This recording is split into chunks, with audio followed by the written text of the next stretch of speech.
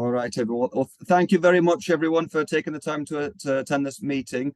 And what it's the purpose of the meeting really is just to provide some information that you might not be aware of, give an opportunity to ask questions at the end. I don't think we'll be on here long, but of course, we'll be here as long as anyone's got any questions to ask. That's what I'm here to do. Okay. Next slide here.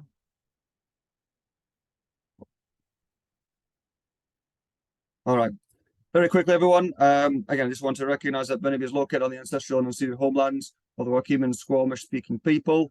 And again, it's not going to be a long meeting, everyone. It's just going to go over a few introductions, review the club philosophy, talk about volunteering at Burnaby FC, and what the practice in gyms and the games at Scotiabank are going to look like for the U6 and U7s, what that game format is going to look like on the weekends, talk about the kick-off the season Jamboree.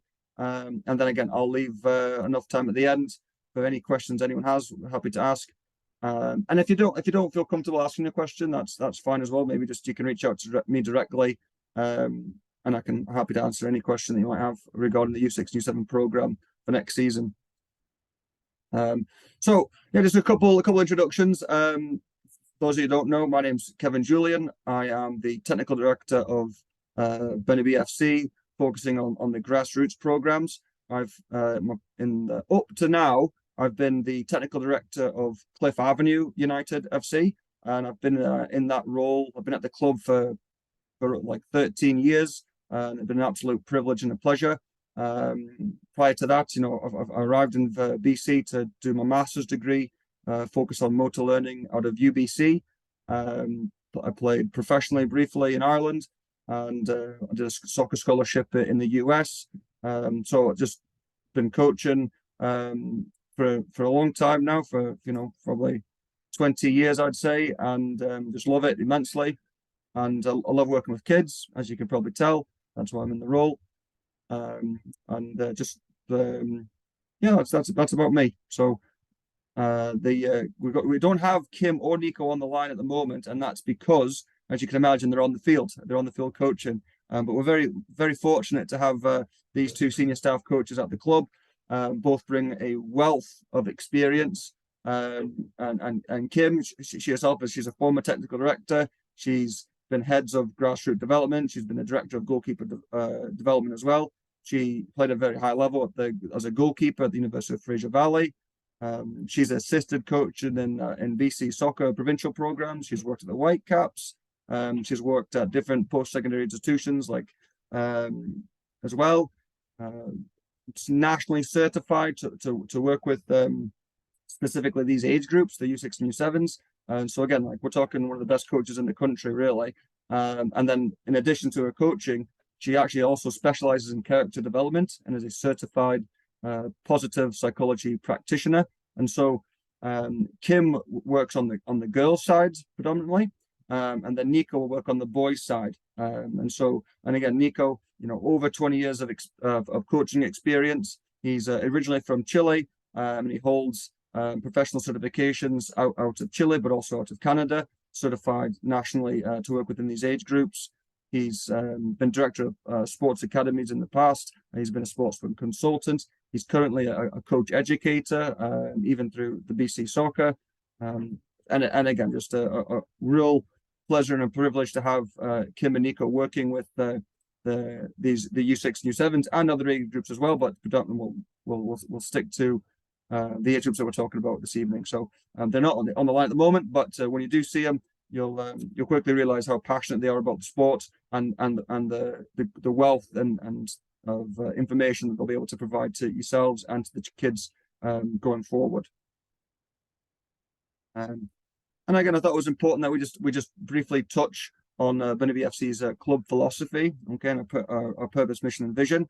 And again, this is very new for everyone. So I'm probably aware, like, we're just getting started really with Burnaby FC, and the amalgamation of 5 different clubs. But the reason why we've been created is to be the best in class, right? We want to be not just the best in the city, but we want to be one of the best clubs in the country. And so what this new organization brings together is a comprehensive technical and operating infrastructure to yield severe sports experience for not just the players, but also the parents and the coaches like myself and the volunteer coaches, and everyone that has any sort of stakes in Burnaby FC. So we want to build leaders within our community through sport, and as I mentioned, we want to be one of the best clubs in the country, and that is something that we're going to be actively striving to achieve. We want everyone to know about Burnaby FC, no matter what province you're in, about the great work that we do here in the community. And again, our mission really is to build, to be the leaders in creating an exceptional football experience. So we want, like not just the players, we want, parents and to have and volunteer coaches to have an exceptional experience when they're with Burnaby FC. And how we're going to go about that is to make sure that everyone understands what we're about, what we value most. First and foremost, we're all one team. Okay, like especially, it could not be more relevant of a statement for the U6 and U7s, because as you come into the club, you're being exposed to other parents and families that have got the same birthday as your child, and regardless of whether or not you're being coached by the same coach at that moment, you're still interacting with those families, and we're trying to grow the game and grow the passion and grow the development of each player, regardless of if you're team 1 or team 2, because ultimately there's going to be times where you're going to interact with everyone within that age group. Very important statement here that we do treat people first and athletes second for our membership, right? And that goes as simple as making sure that we want to get as coaches, we want to get to know players on a personal level. Like we want to know kids' names, we want to know siblings' names, parents' names best we can. Like we really want to treat as if a big family ourselves, really, for Burnaby FC. And again, create a legacy beyond the pitch. And again, like we want people to recognize the work that we do in the community, like reaching out to different schools that maybe don't have the families in that school that might not have the resources to join an organized sports club, actively involved in just trying to promote the game itself, regardless of whether or not they play for Burnaby FC in the future. But we just want to be that that bridge between a well-run sports organization and the community. And we'll always want to just make sure that we demonstrate that what we say we're going to do it, right? And so we're going back to the best in class and best in country. There's standards that we're setting out that we want to meet, and we're gonna go for it. That's our values there. Okay. And this is a really important slide here, everyone. And for those of you here live, and those of you going to review this video at your leisure on your own time, volunteering at Burnaby FC, and just like the clubs that have all come together, these are volunteer-based clubs. Like these are sports clubs that the kids will not have a place to play unless there's volunteers to help it run. Okay, and so that's almost what I'm reaching out to you at the moment, because there's probably no funner time to be a coach than at the U6 and U7 level. It's quite refreshing as to see kids smiling as much as they have, enjoying themselves playing the game, and you'll be very surprised how much of an impact you can have on that child's development just in one season, because they'll start here, and by the end of it, you're just, even by Christmas, after a couple of months of working with them, you'll really notice a difference, and it's quite rewarding on a personal level. But again, how we make sure that our volunteer coaches are supported at the club is that we try to educate them. All right, we'll pay for their coach certifications, and that is it's a two-part process. The first one is it's done online, which is something that you can do at your leisure. Okay, like it takes about 2 hours start to finish, but you don't even have to do it in one sitting. And the information you'll get from that course will prepare you to be a better coach than if you didn't take it.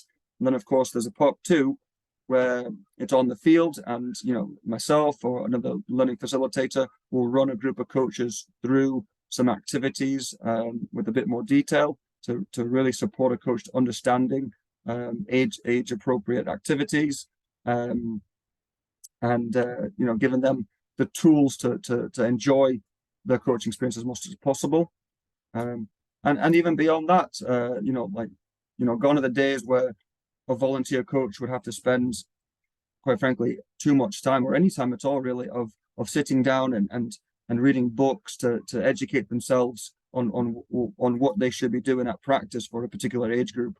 Like the club provides the curriculum. Okay, so a volunteer coach just has access to what they can do every single week at practice, and it's a step-by-step. There's information to guide you on how to run that successful practice. So you don't even need to worry about if you've got no background in the game, like if you didn't play in the past or anything like that. Like we've got it all mapped out for you to support you as a volunteer coach, because, and again, I'll just repeat myself, without volunteer coaches, your children either one won't be able to play, or two, if there's not enough of us, then it's not in their best interest or their best experience. And we want the kids to have a great experience to fall in love with the game for life, right? If there was ever a point where you wanted to, as volunteer coach, if you wanted to reach out, to connect with me directly for a staff visit, staff coaches come support you. If you were, out of business, out of town on business, and you need someone to cover your session, sort of thing. We don't want any practice to get cancelled for those sort of things. So those are another things how the club can help you, be a volunteer. So these are, I'm just kind of going over the things that, like, any sort of reasons why you might be hesitant to volunteer. Again, that's another thing. Like if you got to go out of town sometimes, don't worry about it. We'll make it work to make sure that the kids still have a good practice that time. You don't have to worry about buying your own equipment. Okay, like the club provides you everything that you need, be it the cones, the pennies, the first aid kits, all those sort of things the club provides for you. And then all the coaches who do the criminal records check and are certified within that age appropriate level, like the online course and the on-field course I was referring to earlier. Like you'll get like a really sharp club tracksuit top and a training shirt. That's logo and branded. So again, you're not only you're not only are you coaching, but you feel and look like a coach as well, which is quite special to be given back to the community. So the U6 and U7 program, if you weren't aware, it's held indoors. Okay, so during the midweek, during a team practice, they're held in school gyms. Okay, and so what that means is that players, you don't wear cleats like on gym floors, right? So you'll always have to wear essentially school indoor shoes, so that they're flat, they're not marking. Kids also bring their water bottles, because you don't know, you can't be wandering around the school, for example, looking for a water fountain. It's important to mention that the volunteer coaches, it's not a free babysitting service, parents. Like you're there with your child as a volunteer coach is running the practice.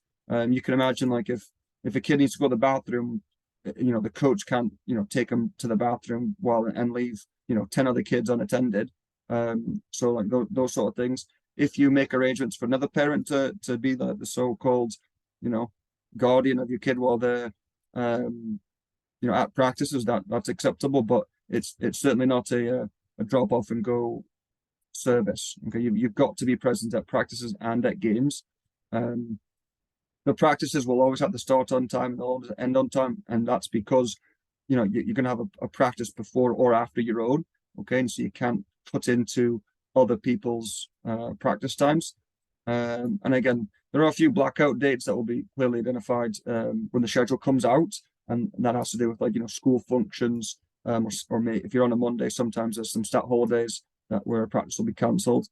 For those of you who are aware of Team Snap, we're using that again this year. And for those of you that don't know what Team Snap is, it's an app, and it's a real important communication tool between coaches and parents.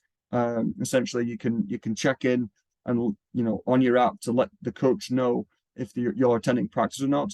And it is so important to parents that you do this, because the volunteer coaches, they're looking at their practice design and they're planning in advance what they're going to do for practice based on the number of kids that are going to be attending that practice. And so if there's any number of kids that aren't attending, it affects everyone. It affects everyone, and it affects your children's experience based on the fluidity of the training session. Okay, and it just, and in all honesty, it's about respect as well. You let a volunteer coach know if you're going to be attending or not. Again, just setting those values that we want to instill of being accountable to our children. Like you do the decent thing, let someone that know that they're not going to be there, right? So how the game format works at U6, U7s is that for the U6s, again, like I just, you have your practice on, during the week, say like on a Wednesday, and then on the weekend, boys are on Saturday, girls are on Sunday. You would run the same practice, but with the exception that you would interlock with the scheduled opponents to play the numbers game. So, and again, the good news is everyone is that, again, we put so much support into this. We will have a staff coach on location to make sure things go smoothly. But again, just for you guys to be aware of what's going to happen on the weekend. So the U6s, it's another practice indoors at Scotiabank, but we do interlock with another group for the numbers game. So you're playing other kids in 1v1s and 2v2s. And then throughout the season, we'll do like a 2v2 jamboree. So it's just you come, you arrive, you warm up, and just play 2v2 games, which is a lot of fun. But again, developmentally, we're trying to get these kids the basic skills, and spending more time with every kid that has a ball doing the ball manipulations. It will serve them in the long term. And then U7s, how it works again, like you're going to practice midweek. Be it like a Tuesday, Wednesday, whenever it is. And then on the weekends, again, boys on Saturday, girls on Sundays, you arrive, you see your team, you do your warm-up, and then you immediately go into a 3v3 with your scheduled opponents. And I just repeat myself here, everyone, but like it's so important just to communicate with your coach to let you know if you're going to be attending or not. All right. Again, it does help with the planning process. Okay. You can just about see that image there. So in Canlan in Scotiabank, there's nets that come down to divide the field into thirds. And so just for example, if you're team number 1 and you're scheduled to play number 2 on field number 3, team 1 and team 2 go to field 3. They each get a section of the goal, a section of the field to run their practice. And then at the end, when it's time for numbers game, we split the group in half of them play on one field, half of them play on the other. And then same thing for the U7s. If team 1 versus team 2 on field 3, they arrive at the field, they'll do a warm-up on a half, and the team does a warm-up on the half, and then they'll immediately get into 2 3v3 games going on simultaneously. And this is just a quick look at what the U6 Jamborees will look like.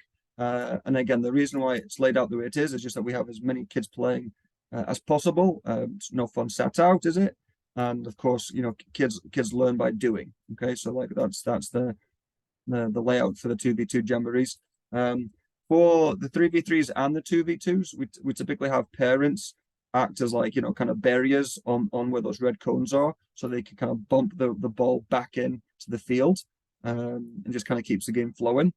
And again, I can't emphasize enough, everyone, that like throughout U6 to U10, like and beyond, like the birth year is one big team. So if I was team 1 and I was against team 2, and one of us is missing players, like whatever, if a flu's gone through the team or the school, and it's an easy solve that we just share players, we just mix kids up, and we play from there. If there was a game ever like significantly one-sided, same thing. All right, we make changes to make sure that games are competitive and meaningful. You won't have 2 of the strongest kids in the age group against 2 of the weakest kids in the age group. You'd split them up so it's meaningful and challenging for them as well. It's very important to bring both shirts to the games, because inevitably it's always the spouse's fault that tells you to bring one shirt and it's the other one. So just bring both. And again, just to my earlier point about being mixed and matched, it's quite easy to just put on the other one so you can play on the other team if it was required. For those of you who are coming from Cliff Avenue, you might be aware of the kick off the season Jamboree, and for those of you that are from Burnaby Girls or Westburn or just new to the club and to the new to the club, we have a kick off the season Jamboree. Like, it's always the Saturday after the long weekend in September, and it's an opportunity for the U6s all the way up to U10s to this big soccer party. Where you meet your coaches possibly for the first time. You can get your kit for the first time off your team coaches, and then you get to meet your teammates. You get a bit of a social with other parents and players. And there's things to do on location. Be it pizza's on sale. There's some merchandise on sale. Face painting. There's bouncy houses that the kids love to do. And again, we were lucky last year, for example, where if it's a beautiful day, there's a water park right there in Confederation Park. In future years, we may be moving it around the city, because again, we're Burnaby FC, so it could be at a different park in the future. But certainly, this September 2023 will be at Confederation Park. You will be notified well in advance, like what your time slot is for your coach to meet your coaches and have that inter-squad game. But there's no urgency to leave after. Like I said, there's plenty to do and enjoy the rest of the day. And because it's just a big jamboree, big festival. It's always a lot of fun. If you haven't already, anyone, certainly the sooner you register, the sooner we can get more information to you. In terms of the upcoming season. We all always need, and this is what I touched on it previously, we'll always need more help when it comes to volunteer coaching. So it's like, if you have any interest in it, please just reach out to me. And I will guide you on what you need to do. You'll have so much fun. Certainly these ages, the U6, U7s, it's just an absolute blast with the kids, because they're just having so much fun. And again, if we have 3 adults on a team, it really does make it easy, because again, there's less pressure if someone does have to be away or for whatever reason can't make it to a practice or to a game. If you have any questions, you can always reach out to info@burnabyfc.com. But I guess that again, like, I would only repeat that if you haven't done so, get yourself registered, and then you'll be provided with even more information as it becomes available. So yeah, I'll leave it there, everyone. If anyone has any questions, I mean, you can ask me now. If you're thinking it, someone else is thinking it.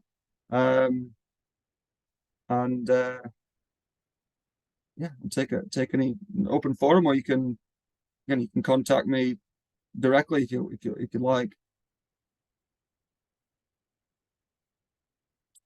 Just under half an hour there. Just give it another minute or two.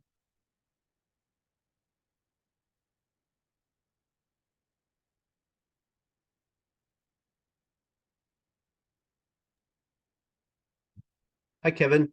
Hello. Hi, this is Deepak. Just a question: if we registered our son and we didn't choose volunteering, but I do want to volunteer as a coach at this point, do we email or? Yes, please just send me a quick email. That'd be wonderful. Okay. I can, if put it in the chat here. It's kjulian@burnabyfc.com. What I'll do when I send this out to everyone, in Burnaby, like all the Cliff Avenue, Burnaby girls and Westburn and parents, I'll make sure I have my email in that communication as well, that you can reach out to me directly. Sounds good. Thanks. And great, and I'm looking forward to having you help. It'll be wonderful. Hi, Kevin. Hello. Hi, I might have missed you saying this earlier, but when it comes to practice days for the U7s, is that within the discretion of the coach in terms of setting the day and time of the week?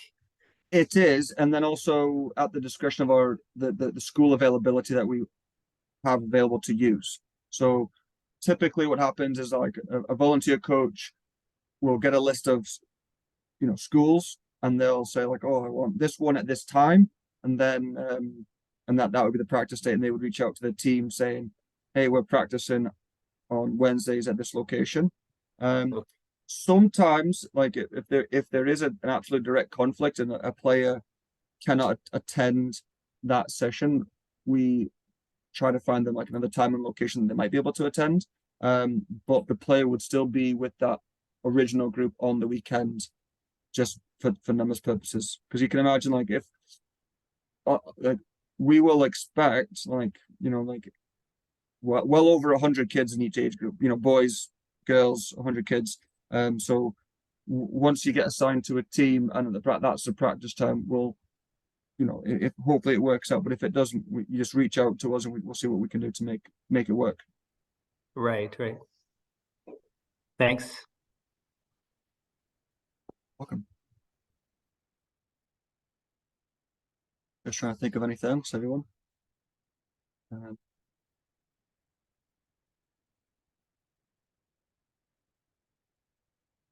And again, if you do think of something after the call finishes, like, absolutely reach out to me. Because sometimes you think of something when you know, pops into your mind when you least expect it. Kevin, I got a question. So, Yes. my daughter's belongs to U6.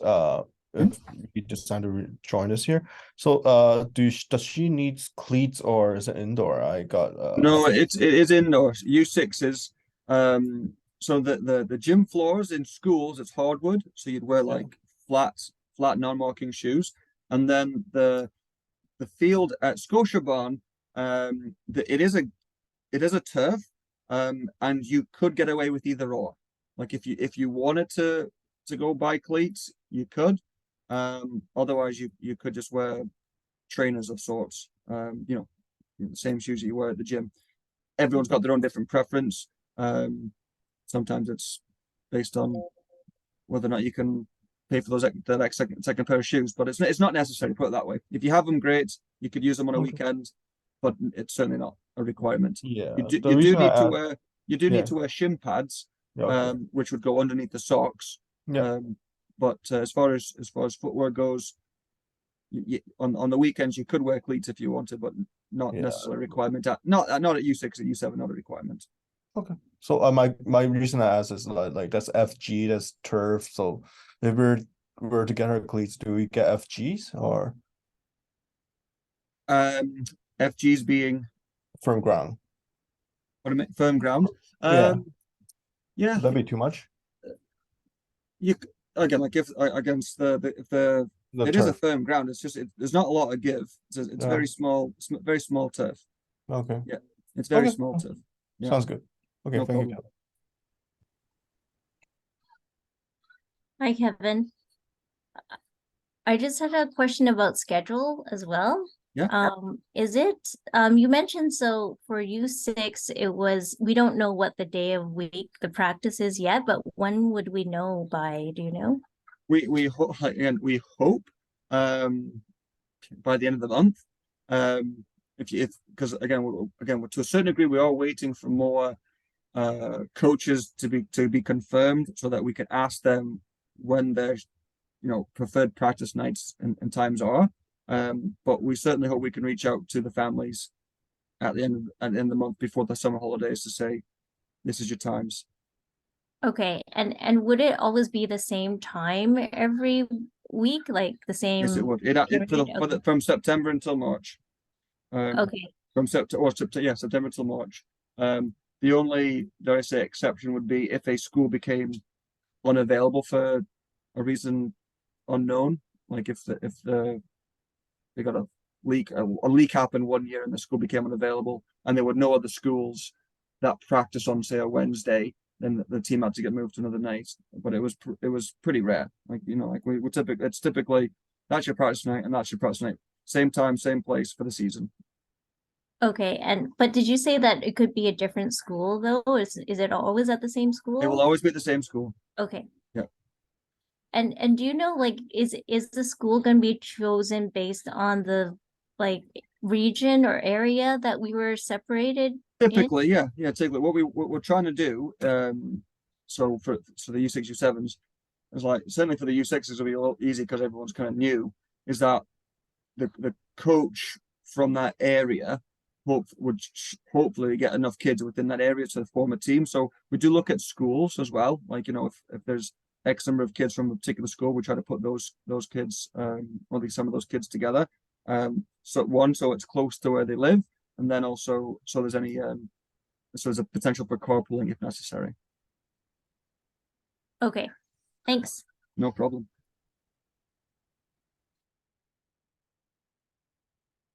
Great questions, everyone. Good.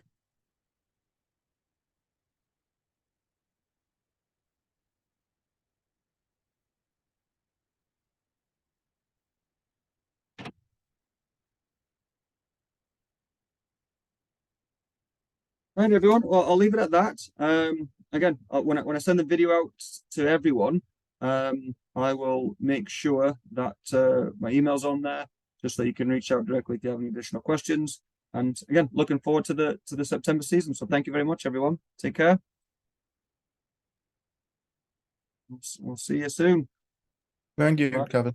Hey guys, see you you. later. Have a good Thank night. you. Thank you. Thank you.